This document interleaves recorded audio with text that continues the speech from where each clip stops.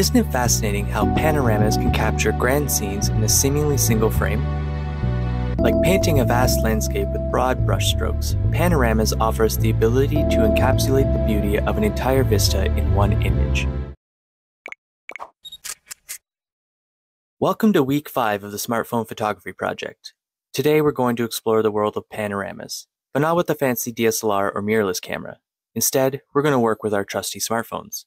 Using the panorama mode on your smartphone has its specific uses, but foremost, it allows you to capture very wide scenes that couldn't previously fit into a single frame.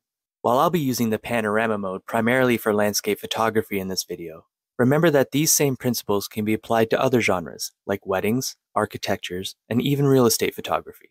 Creating a panorama on your smartphone is easier than you think. The magic lies in the software and how it stitches multiple photographs together to create a wide-angle view. It's a simple yet creative tool that gives your photos an extra edge. Have you ever wondered when to use panorama mode?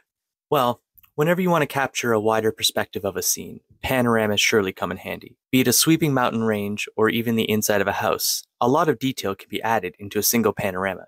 The good news is that creating a panorama is a pretty straightforward process. Both Android and iPhone users will want to navigate to their camera app. If you're using an Android device, you'll want to go to the More section inside your camera app to access the panorama mode, while on iPhone you can simply swipe left on your camera screen twice to access it. Holding your phone steady is the key to success here. You can choose between a vertical and horizontal position based on the scene. Holding the phone vertically tends to capture more of the scene to fill your screen, while holding it horizontally will give you a wider perspective. I find this handy if you want to turn the image into an image banner. For most images though, I recommend holding the phone vertically. I find it helpful to hold your phone with one hand on the side and one hand cupping the bottom of the phone.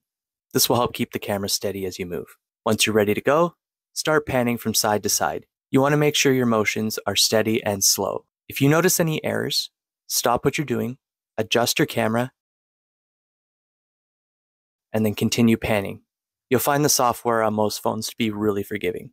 Remember though, perfection isn't guaranteed, even if you're very careful. There might be imperfections due to movement in the scene, or if there are simply too many elements for your phone to accurately capture. For this reason though, I always advise you to take 2 panoramas, just in case.